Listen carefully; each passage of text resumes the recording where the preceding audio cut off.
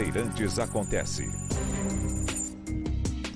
Vladimir Putin anunciou hoje a suspensão do START, o New START, né, o novo acordo, que foi o último a ser assinado entre Moscou e Washington.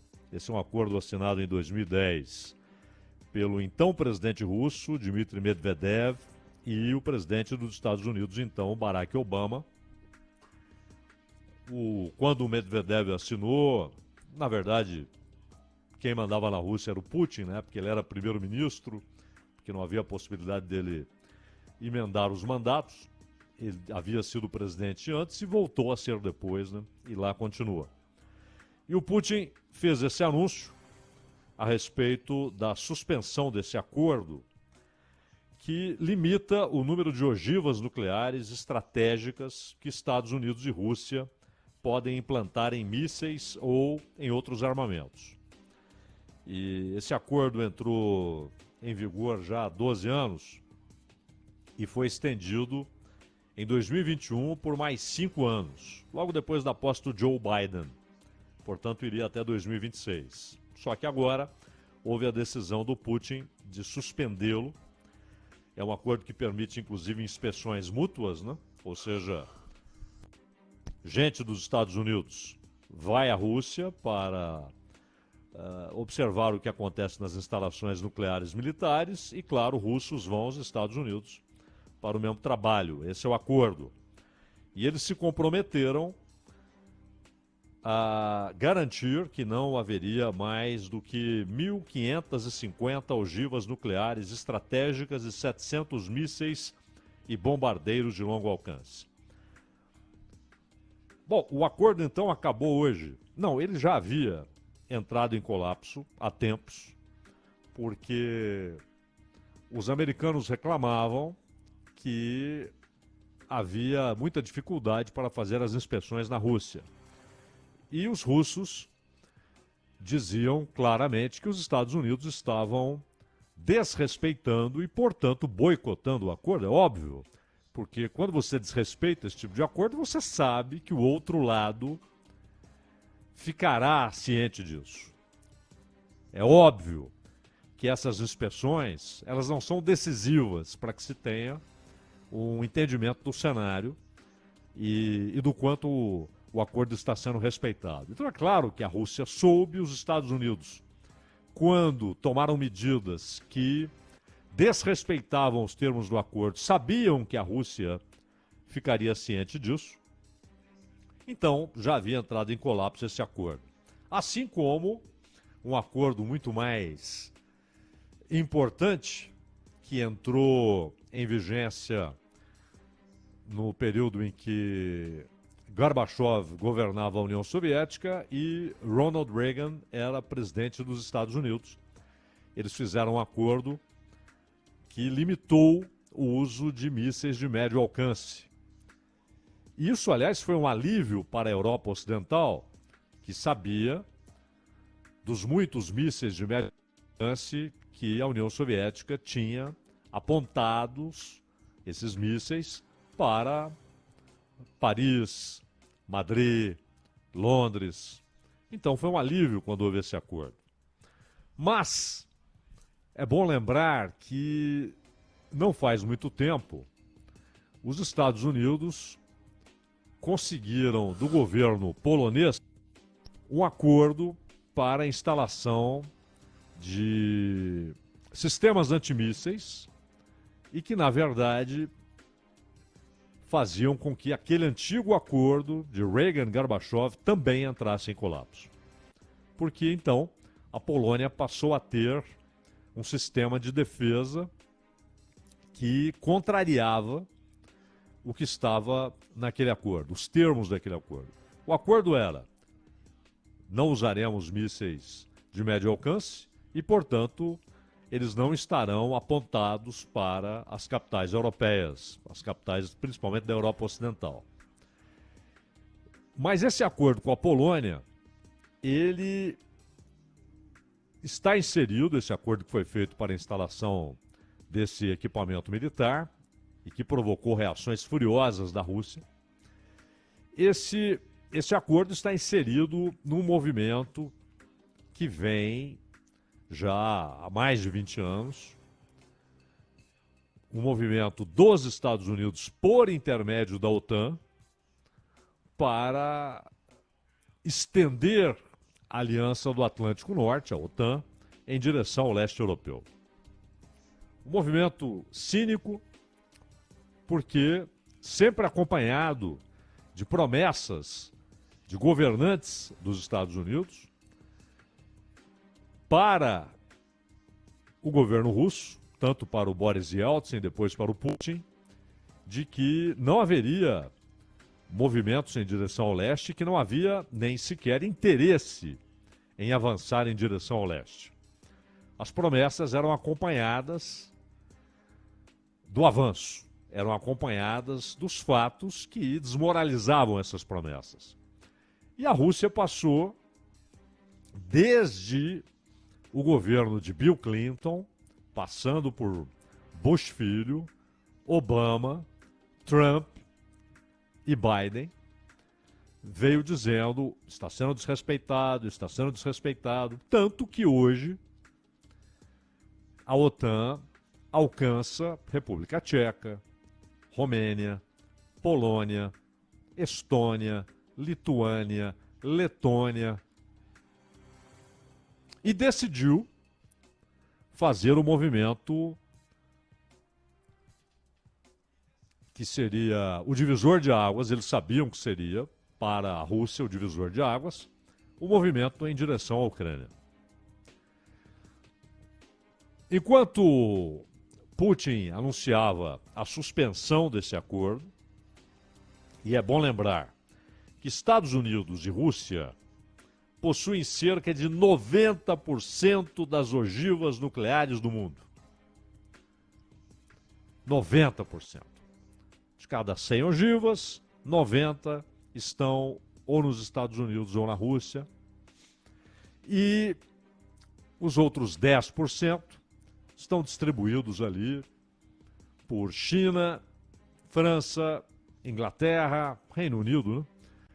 Índia, Paquistão, provavelmente Israel e Coreia do Norte. Falamos provavelmente porque Israel nem admite nem nega que tem armamentos nucleares, e a Coreia do Norte garante que tem, anuncia que tem, embora não haja uma verificação confiável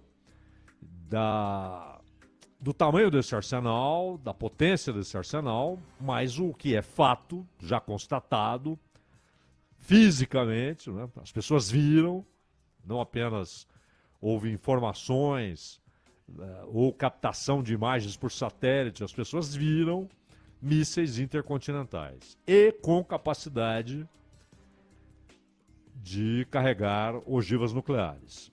O quanto a Coreia do Norte tem dessas ogivas é o segredo. O quanto Israel tem é o segredo. Mas a distribuição desses 10% é basicamente essa, né? A China, que claro tem, França, Reino Unido, obviamente tem, a Índia tem, sabidamente, o Paquistão tem, sabidamente, e parece não haver dúvidas de que Israel e Coreia do Norte também têm. 10%. Portanto, 90% das ogivas estão nas mãos desses dois países, dos Estados Unidos e da Rússia. E a limitação desse acordo, já na época, apareceu pelas exigências estabelecidas pelos Estados Unidos, pareceu desfavorável para a Rússia. Porém, havia então um clima favorável para negociações desse tipo. Sem aquele laço de amizade, né? Aquela empatia natural que havia entre Reagan e Gorbachev. E é gozado esse tipo de coisa, né?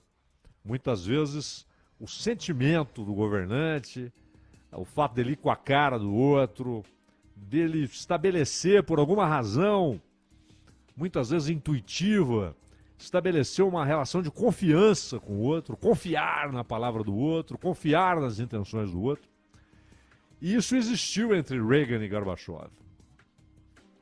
não por acaso, o Gorbachev tornou-se um herói fora da Rússia e um vilão dentro da Rússia, porque ele muitas e muitas vezes foi visto como alguém que deliberadamente fez os movimentos para o colapso da União Soviética. Provavelmente não foi algo deliberado, mas foi algo em que faltou o cálculo essencial, o cálculo fundamental, para perceber que aqueles movimentos desencadeariam consequências incontroláveis. E aí o colapso não pôde ser evitado. Então, havia essa relação amistosa, inexplicável, não foi com a cara do outro.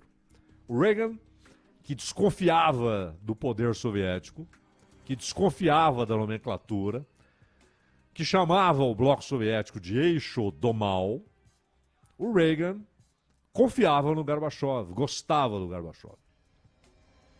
E o Gorbachev do Reagan, embora fossem pessoas muito diferentes, houve uma relação muito cordial.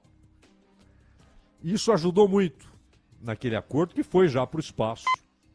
Mas foi para o espaço décadas depois, já na última década agora, né, que terminou em 2020. Já entre Obama e Medvedev, não era isso. Mas era uma oportunidade que eles enxergavam até para conter custos. Porque manter esse arsenal é muito caro. Muito caro. Então era até mas você não pode começar a redução do seu arsenal sem a contrapartida. Sem que o outro faça o mesmo. É óbvio. Então o acordo era até financeiramente interessante para a contenção de gastos. É bom lembrar que o acordo foi assinado pelo Obama e pelo Medvedev apenas 2 anos depois daquela crise do supercrédito, né, das grandes bolhas financeiras de 2008. Então também para os Estados Unidos havia necessidade de reduzir gastos com o orçamento militar, de reduzir o orçamento militar. E a Rússia da mesma maneira. Mas não havia uma relação de confiança, de amizade, como também não havia entre Putin e Obama.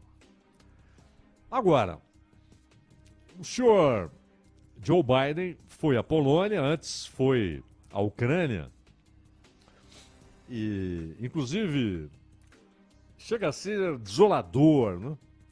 Observar a reação de alguns jornalistas americanos, né, saudando a ida à Ucrânia como um ato heróico de um grande estadista. É um troço patético, né? Um troço patético. São panfletários, são porta-vozes de partido e estão em grandes veículos do jornalismo nos Estados Unidos. Um negócio deprimente, né? Que se prestem a esse papel, que se ofereçam para esse tipo de tarefa. E é bom lembrar que a Rússia foi avisada horas antes. Claro, isso sempre é assim. Há coisas que não mudam. Quando o Reagan atacou a Líbia, aliás, foi um ataque covarde, né? Porque atingiu civis, matou inclusive uma filha do Gaddafi, adotiva. Ele avisou antes a União Soviética. Olha, os aviões partirão de bases na Europa, voarão em direção ao norte da África. Uma Europa sem posições próprias. Se amanhã os Estados Unidos disserem, olha, tá bom, vamos nos movimentar em direção à paz. O senhor Scholz, o senhor Macron, o senhor Sunak vão dizer sim, vamos nos movimentar em direção à paz. Mesma coisa lá pro vizinho do norte dos Estados Unidos, o Canadá, Trudeau. Se os Estados Unidos disserem, não, mudamos de opinião, vamos negociar a paz. Todos eles alegremente dirão, sim, claro, queremos a paz. Paz que o senhor Macron disse em Munique não tem de ser buscada agora. Ele não disse que é difícil, difícil é. É muito difícil um acordo. É muito difícil. A Rússia vai simplesmente sair e deixar o leste da Ucrânia de volta às mãos de Kiev, inclusive dos ataques do Azov, a Ucrânia vai dizer para a Rússia, tá bom, anexe o leste e também a Crimeia, não fazemos questão. Claro que não. Então é muito difícil um acordo. Mas não foi isso que o Macron disse, que é difícil um acordo. Ele disse que não é hora de acordo, que é hora de guerra. Porque essa é a posição dos Estados Unidos. E por isso, o chanceler chinês disse em Munique para os europeus e disse agora em Moscou, a Europa está sujeita à vontade dos Estados Unidos, está subordinada. Ela está jogando pela janela a sua história, a sua importância histórica,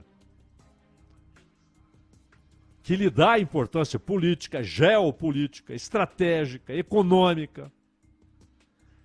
Mas são tão fracos os seus líderes atuais que eles não têm vínculo com essa história. Simplesmente dizem sim, sim, sim, senhor, ao Joe Biden.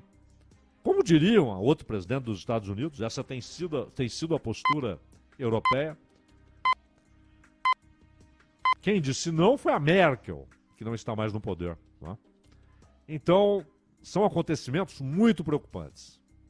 Porque é o Putin anunciando o fim do acordo que restava, acordo nuclear entre Estados Unidos e Rússia, e claramente todo mundo apostando na continuidade e no incremento da guerra.